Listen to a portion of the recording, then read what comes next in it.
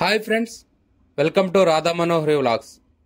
ఈరోజు ఒక పవర్ఫుల్ దత్తాత్రేయ స్వామి టెంపుల్ చూపించబోతున్నాను మీకు. ఈ టెంపుల్ వచ్చేసి ఆంధ్రప్రదేశ్ రాష్ట్రంలో పలనాడు డిస్టిక్లో ఉంది. ఇది ఎగ్జాక్ట్గా నాగార్జున సాగర్కి 14 కిలోమీటర్ల డిస్టెన్స్లో ఉంది. ఎత్తిపోతల అనే జలపాతం ఉంది కదా, అక్కడే ఈ ఆలయం కొలువే ఉంది.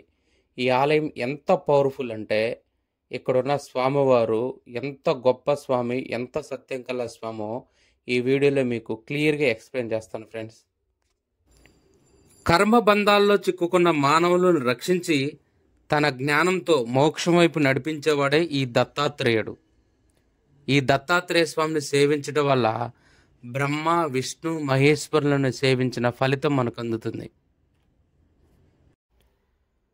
మీరిప్పుడు చూస్తుంది చౌడేశ్వరి దేవి ఆలయ ప్రాంగణం. ఇది ఆ కంచోతల చౌడేశ్వరి దేవి ఉంటుంది.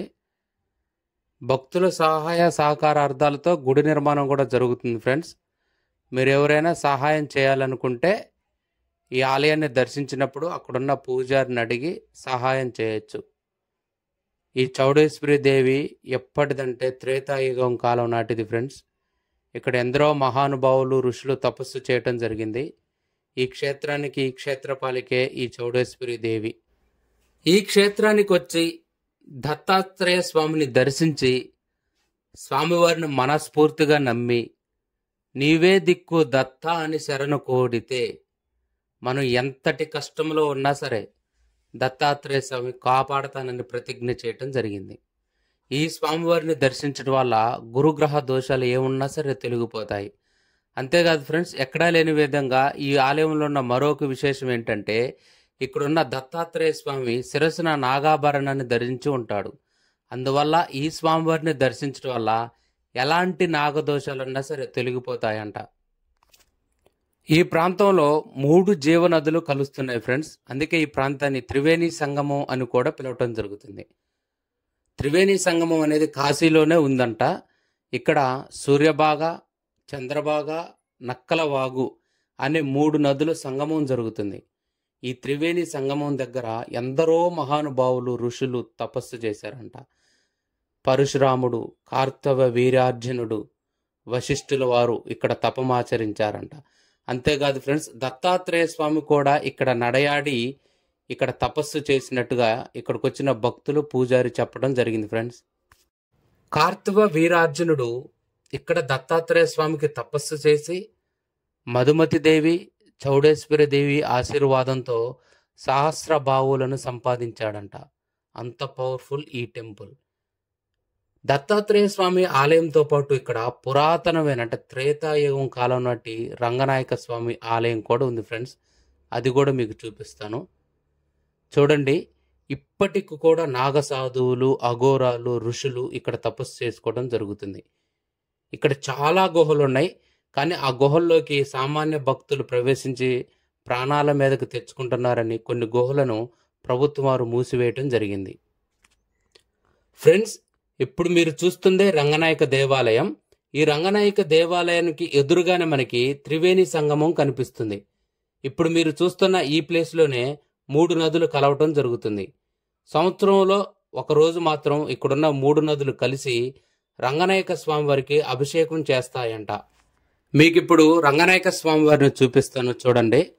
ప్రతి సంవత్సరం ఆషాఢ మాసంలో వచ్చే ఏకాదశి రోజున ఈ స్వామివారికి ఘనంగా 5 రోజులు తిరునాళ్లు నిర్వహించడం జరుగుతుంది ఫ్రెండ్స్. కేరళలో ఉన్న అనంత పద్మనాభ స్వామి ఎలా అయితే ఆదిశేషుడిపై పవలించి ఉంటాడో అలానే ఉంటాడు, అచ్చం అలానే ఉంటాడు ఈ స్వామివారు. త్రేతాయుగం కాలం నాటి స్వామివారు ఈ స్వామివారు. చూడండి, ఇప్పుడు మీరు చూస్తుంది రంగనాయక స్వామివారు. శ్రీదేవి, భూదేవి సమేతంగా ఇక్కడ ఈ స్వామివారు కొలువై ఉన్నాడు. వశిష్ఠుల వారు, పరశురాముల వారు, ఎందరో ఋషులు ఇక్కడ తపస్సు చేసి స్వామివారి సాక్షాత్కారం పొందడం జరిగింది ఫ్రెండ్స్. భారతదేశంలో ఎక్కడా లేని విధంగా ఇక్కడున్న దత్తాత్రేయ స్వామి మధుమతి సమేతంగా భక్తులకు దర్శనమిస్తూ ఉంటాడు. అదే ఈ క్షేత్రానికి ఉన్న ఒక విశిష్టత. పార్వతీదేవి, మహాలక్ష్మి, సరస్వతీదేవి 3 శక్తుల ప్రతిరూపమే త్రిశక్తి స్వరూపిణే ఈ మధుమతి దేవి. ఈ మధుమతి దేవి అనుగ్రహం ఉంటేనే మనం ఈ క్షేత్రానికి రాగలం. ఇక్కడున్న ఈ అమ్మవారు మనం ఏ కోరిక కోరుకున్నా సరే తక్షణమే నెరవేరుస్తుందంట. అంతేకాకుండా ఈ అమ్మవారిని దర్శించడం వల్ల నరదిష్టితో ఎవరైతే బాధపడుతున్నారో వాళ్ళకి అది తొలగిపోతుందంట. నవగ్రహాలు శాంతి పడతాయంట. దుష్టగ్రహ పీడలను తొలగిపోతాయంట. చూడండి ఫ్రెండ్స్, మీరు ఇప్పుడు చూస్తుందే మధుమతి దేవి అమ్మవారు. ఈ అమ్మవారు కూడా స్వయంభూగా వెళ్ళటం జరిగింది. అమ్మవారి ఆలయానికి పక్కనే మీరు ఇప్పుడు చూస్తున్నారు కదా, ఆర్చి కనిపిస్తుంది. ఆర్చి ఆ మెట్ల మార్గం గుండా వెళితేనే మనం దత్తాత్రేయ స్వామివారిని దర్శించుకోవచ్చు. ఇక్కడ దత్తాత్రేయ స్వామివారు 75 అడుగుల ఎత్తులో ఒక కొండ గుహలో స్వయంభూగా వెలవటం జరిగింది. భక్తుల సౌకర్యార్థం ఇప్పుడు పనిచేస్తున్న పూజారి గారి వాళ్ళ నాన్నగారు ఈ మెట్లను నిర్మించడం జరిగింది ఫ్రెండ్స్. ఇవి 200 మెట్లు ఉంటాయి. ఈ దత్తాత్రేయ క్షేత్రానికి 5 పౌర్ణములు వచ్చి నిద్ర చేయటం వల్ల చాలా శ్రేష్టం అంట ఫ్రెండ్స్. నాగదోషాలు తొలగిపోతాయంట. మానసిక సమస్యలు కానీ, భూతాలు ప్రేతాలతో బాధపడే వాళ్ళు ఎవరున్నా సరే 5 పౌర్ణములు ఈ క్షేత్రంలో ఈ స్వామివారిని దర్శించి ఇక్కడ నిద్ర చేయటం వల్ల ఎలాంటి దుష్టగ్రహ పీడలు ఉన్నా సరే, భూత ప్రేత పిశాచాలతో బాధపడే వాళ్ళైనా సరే వెంటనే వాళ్ళకి విముక్తి లభిస్తుందంట. అంత పవర్ఫుల్ ఈ స్వామివారు. ఫ్రెండ్స్, మీరు ఇప్పుడు చూస్తుందే గర్భాలయానికి ఎదురుగా ఉన్న ముఖమండపం. ఇది ఫుల్గా చూపిస్తాను చూడండి. చూడండి ఫ్రెండ్స్, యజ్ఞశాల. ఇక్కడ అనేక యాగాలు కూడా జరుగుతాయంట. చూడండి ఫ్రెండ్స్, భక్తులు రకరకాల క్లాతుల్లో ముడుపులు కట్టడం జరిగింది. 7 గురువారాలు ఈ స్వామివారిని దర్శించి ఇక్కడ ముడుపు కడితే ఎలాంటి కోరికైనా సరే తప్పనిసరిగా నెరవేరుతుందంట ఫ్రెండ్స్. మొత్తం కొండ గుహ ఇది. చూడండి, ఒక పెద్ద కొండలో స్వామివారు ఒక గుహలో కొలువై ఉండటం జరిగింది. లోనకెళ్ళి కూడా చూపిస్తాను చూడండి ఫ్రెండ్స్. త్రేతాయుగం నాటి నుంచి దత్తాత్రేయ స్వామి ఇక్కడ కొలువై ఉన్నాడంట. వశిష్ఠుల వారు, పరశురాముల వారు, కార్తవ వీరార్జునుడు ఈ స్వామివారిని దర్శించి ఈ క్షేత్రంలో తపస్సు చేయటం జరిగింది. ఫ్రెండ్స్, మీరు ఇప్పుడు చూస్తుందే గర్భాలయంలో స్వయంభూగా వెలిసిన దత్తాత్రేయ స్వామివారి విగ్రహాన్ని. త్రేతాయుగం కాలం నాటి స్వామివారు ఇక్కడ దత్తాత్రేయ స్వామి చాలా ఉగ్ర రూపంలో కొలువై ఉంటాడంట. అందుకోసమే ఆ స్వామివారికి సింధూర లేపనం చేయడం జరుగుతుంది. ఈ దత్తాత్రేయ స్వామివారిని సుగాలి, లంబాడీలు తమ కులదైవంగా భావించడం జరుగుతుంది. ఇక్కడికి వచ్చే భక్తుల్లో 70% మంది భక్తులు గిరిపుత్రులే ఉంటారు ఫ్రెండ్స్. ఈ స్వామివారి నాగాభరణం ధరించి ఉండటం వల్ల స్వామివారి దర్శనం మాత్రం చేతనే సరే నాగదోషాలు తొలగిపోతాయంట.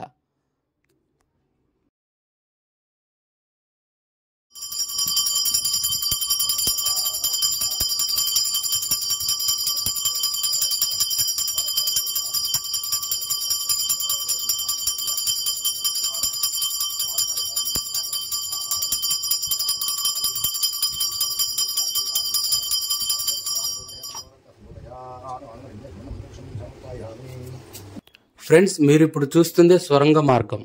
ఈ స్వరంగ మార్గం శ్రీశైలానికి ఉందంట. ఇప్పటికి కూడా ప్రతిరోజు ఉదయం మహర్షులు వచ్చి ఈ స్వామివారిని అర్చించడం జరుగుతుంది.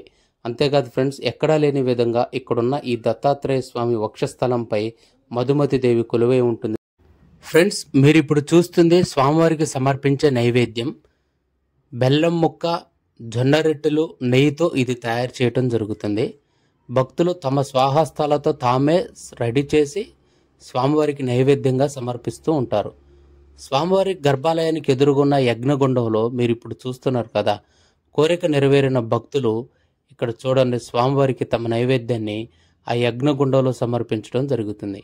ఈ స్వామివారిని దర్శించి మనస్ఫూర్తిగా వేడుకొని దత్తా నువ్వే శరణం అని స్వామివారిని మొక్కుకుంటే ఏ కోరికైనా సరే తప్పనిసరిగా నెరవేరి తీరుతుందంట ఫ్రెండ్స్.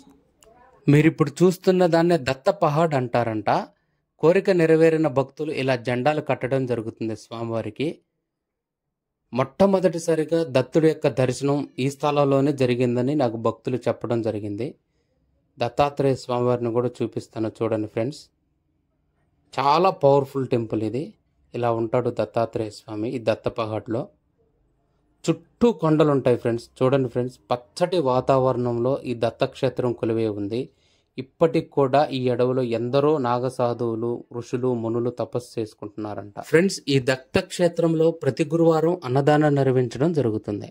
అంతేకాదు ఫ్రెండ్స్, పౌర్ణమి రోజు, గురువారం రోజు వేలాది మంది భక్తులు వచ్చేసి ఈ స్వామివారి దగ్గర నిద్ర చేయడం జరుగుతుంది. అలా నిద్ర చేయటం వల్ల ఎలాంటి దుష్టగ్రహ పీడలున్నా సరే, మానసిక సమస్యలున్నా సరే తొలగిపోతాయంట.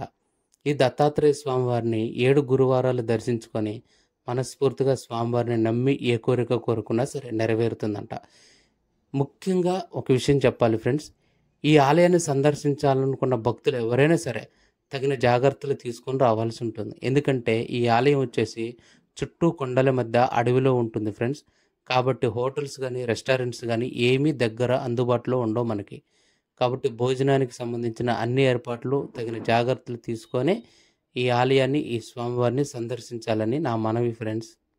ఈ స్థలంలో ఎందరో మహానుభావులు, మహర్షులు తపమాచరించారు ఫ్రెండ్స్.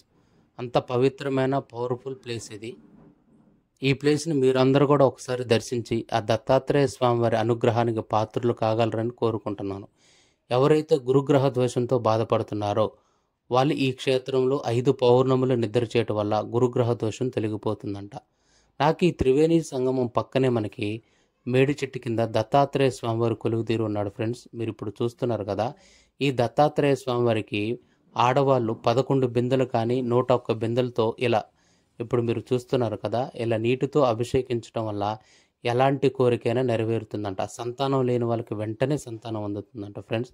వివాహం కాని వాళ్ళు కూడా ఇప్పుడు మీరు ఈ వీడియోలో చూసిన ఆడవాళ్ళు చేసినట్లుగా స్వామివారికి త్రివేణి సంగమంలో ఉన్న వాటర్ తీసుకొచ్చి అభిషేకం చేయటం వల్ల మన కోరికలు శీఘ్రంగా నెరవేరుతాయంట. ఫ్రెండ్స్, ఎగ్జాక్ట్గా మీరు చూస్తున్న ఈ ప్రదేశంలోనే 3 నదులు వచ్చి సంగమం అవ్వటం జరుగుతుంది. అందుకే ఈ క్షేత్రాన్ని త్రివేణి సంగమ క్షేత్రం అని కూడా పిలుస్తున్నారు ఫ్రెండ్స్. వర్షాకాలం అయితే ఈ నదుల్లో నీరు ఉండటం చేత ఇక్కడ 75 అడుగుల ఎత్తు నుంచి వాటర్ పడతాయి. అందుకే దీన్ని ఎత్తుపోతల క్షేత్రం అని కూడా పిలవటం జరుగుతుంది. ఈ వీడియో నచ్చింది కదా, నెక్స్ట్ ఇంకొక మంచి వీడియోతో మీ ముందుకు వస్తాను friends. Please like and share, subscribe my YouTube channel friends. Bye friends.